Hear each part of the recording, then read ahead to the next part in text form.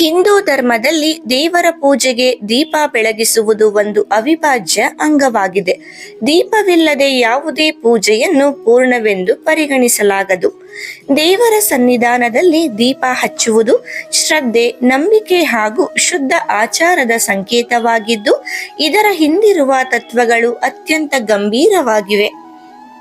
ದೀಪವನ್ನು ಬೆಳಗಿಸುವುದು ಕೇವಲ ಆಚರಣೆಯಷ್ಟೇ ಅಲ್ಲ, ಇದು ಬೆಳಕು, ಶಾಂತಿ, ಆರೋಗ್ಯ ಮತ್ತು ಸಮೃದ್ಧಿಯ ಸಂಕೇತವಾಗಿದೆ.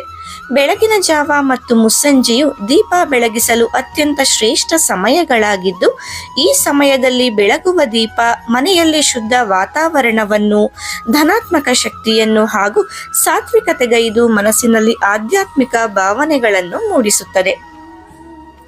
ದೀಪದ ವಿಧಗಳು ಮತ್ತು ಅದರ ಅನುಕೂಲತೆಗಳು. ದೇವರ ಪೂಜೆಗೆ ಎಣ್ಣೆಯ ದೀಪವನ್ನು ಬಳಸುವವರಿದ್ದರೆ ಕೆಲವರು ತುಪ್ಪದ ದೀಪವನ್ನು ಹಚ್ಚುತ್ತಾರೆ. ಆದರೆ ತುಪ್ಪದ ದೀಪವು ಎಣ್ಣೆಯ ದೀಪಕ್ಕಿಂತ ಶ್ರೇಷ್ಠವೆಂದು ಪ್ರಾಚೀನ ಶಾಸ್ತ್ರಗಳು ಹೇಳುತ್ತವೆ.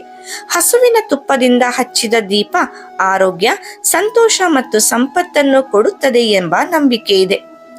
ಎಂತಹ ದೀಪವನ್ನು ಬೆಳಗಬೇಕು ಎಂದು ತಿಳಿಯೋಣ.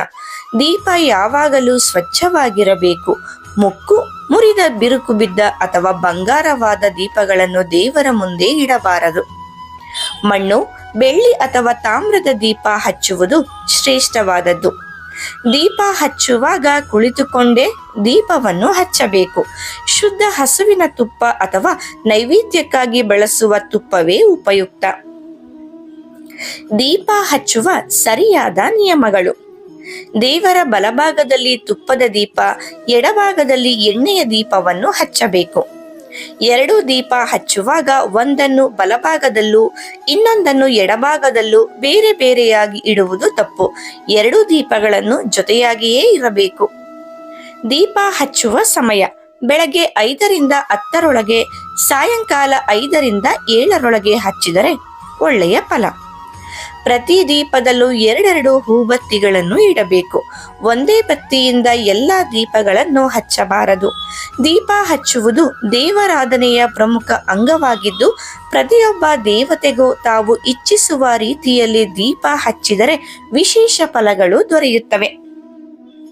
ಶ್ರೀ ಗಣೇಶನಿಗೆ ತೆಂಗಿನೆಣ್ಣೆಯ ದೀಪ ಹಚ್ಚುವುದು ಶ್ರೇಷ್ಠ.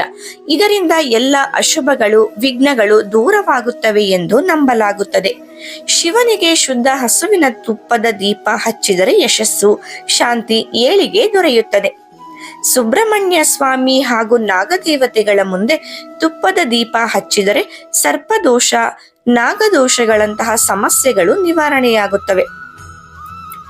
ದುರ್ಗಾದೇವಿಗೆ ತುಪ್ಪದ ದೀಪ ಹಚ್ಚಿದರೆ ಭಕ್ತನ ಇಷ್ಟಾರ್ಥಗಳು ಶೀಘ್ರವಾಗಿ ಈಡೇರುತ್ತವೆ. ಲಕ್ಷ್ಮೀ ದೇವಿಗೆ ತುಪ್ಪದ ದೀಪ ಹಚ್ಚುವುದು ಧನ, ಸಮೃದ್ಧಿ, ಐಶ್ವರ್ಯವನ್ನು ಆಹ್ವಾನಿಸುತ್ತದೆ. ಗಾಯತ್ರಿ, ತ್ರಿಪುರ ಸುಂದರಿ, ಮೀನಾಕ್ಷಿ ದೇವತೆಗಳಿಗೆ ದೀಪ ಹಚ್ಚಿದರೆ ಸಂಕಲ್ಪಿಸಿದ ಕಾರ್ಯಗಳು ಬೇಗನೆ ನೆರವೇರುತ್ತವೆ. ರಾಮನವಮಿಯಲ್ಲಿ ರಾಮಚಂದ್ರನಿಗೆ ದೀಪ ಹಚ್ಚಿ ಪೂಜೆ ಮಾಡಿದರೆ ಮನೆಯಲ್ಲಿರುವ ಅಣ್ಣ ತಮ್ಮಂದಿರ ಮಧ್ಯೆ ಕಲಹಗಳು ದೂರವಾಗುತ್ತವೆ. ಶ್ರೀ ಕೃಷ್ಣನಿಗೆ ಕೃಷ್ಣ ಜನ್ಮಾಷ್ಟಮಿ ಎಂದು ತುಪ್ಪದ ದೀಪ ಹಚ್ಚಿ ಭಕ್ತಿಯಿಂದ ಸಹಸ್ರನಾಮ ಜಪ ಮಾಡಿದರೆ ಪುತ್ರ ಸಂತಾನ ಭಾಗ್ಯ ಲಭಿಸುತ್ತದೆ. ಸಂತಾನಕ್ಕಾಗಿ ಪ್ರಾರ್ಥಿಸುತ್ತಿರುವವರು ಗೋಪಾಲಕೃಷ್ಣ ಸ್ವಾಮಿಗೆ ತುಪ್ಪದ ದೀಪ ಹಚ್ಚಿ ಮಂತ್ರ ಜಪ ಮಾಡಿದರೆ ಶೀಘ್ರ ಫಲ ಸಿಗುತ್ತದೆ. ಮಗುವು ಆರೋಗ್ಯದಿಂದ ಜನ್ಮ ಪಡೆದು ಆಯುಷ್ಮಾನ್ಯವಂತನಾಗಿರುತ್ತಾನೆ. ಸ್ತ್ರೀ ಸಂತಾನವನ್ನು ಇಚ್ಛಿಸುವವರು ದುರ್ಗಾ ಸಪ್ತಶತಿ ಪಾರಾಯಣ ಮಾಡುವಾಗ ತುಪ್ಪದ ದೀಪ ಹಚ್ಚಿ ಪ್ರಾರ್ಥನೆ ಮಾಡಿದರೆ ದೈವ ಅನುಗ್ರಹದಿಂದ ಶ್ರೇಷ್ಠ ಪುತ್ರಿಯ ಭಾಗ್ಯ ಪ್ರಾಪ್ತಿಯಾಗುತ್ತದೆ. ಷಷ್ಠಿ ದೇವತೆ ಪೂಜೆ ವೇಳೆ ಷೋಡಶೋಪಚಾರ ಪೂಜೆ ಮತ್ತು ತುಪ್ಪದ ದೀಪ ಹಚ್ಚಿದರೆ ಸಂತಾನ ಭಾಗ್ಯ ದೈವ ಅನುಗ್ರಹದಿಂದ ಹರಿದು ಬರುತ್ತದೆ. ವಾಸ್ತುದೋಷ ಪರಿಹಾರಕ್ಕಾಗಿ ಮನೆಯಲ್ಲಿರುವ ಕೆಲವೊಂದು ಅಸಮತೋಲನಗಳನ್ನು ಅಂದರೆ ವಾಸ್ತುದೋಷಗಳನ್ನು ನಿವಾರಿಸಲು ತುಪ್ಪದ ದೀಪ ಬಹು ಉಪಯುಕ್ತ ಎಂದರೆ ತಪ್ಪಾಗುವುದಿಲ್ಲ. ದೀಪದಿಂದ ಹೊರಡುವ ಶುದ್ಧ ಉಷ್ಣತೆ ಮತ್ತು ಪರಿಮಳ ಗಾಳಿಯನ್ನು ಶುದ್ಧೀಕರಿಸುವುದರೊಂದಿಗೆ ಬ್ಯಾಕ್ಟೀರಿಯಾ ಮತ್ತು ವೈರಸ್ಗಳ ಸಂಖ್ಯೆಯನ್ನು ಕಡಿಮೆ ಮಾಡುತ್ತದೆ. ಮನೆಗೊಂದು ಧನಾತ್ಮಕ ಕಂಪನ ಹರಡುತ್ತದೆ.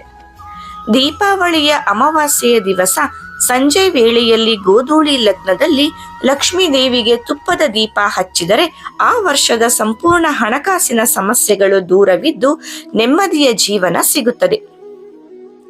ಪ್ರತಿದಿನ ಶ್ರದ್ಧಾ ಭಕ್ತಿಯಿಂದ ದೇವರಿಗೆ ತುಪ್ಪದ ದೀಪ ಹಚ್ಚುವುದರಿಂದ ನಮ್ಮ ಪ್ರಾರ್ಥನೆಗಳು ಬೇಗನೆ ದೇವರಿಗೆ ತಲುಪುತ್ತವೆ.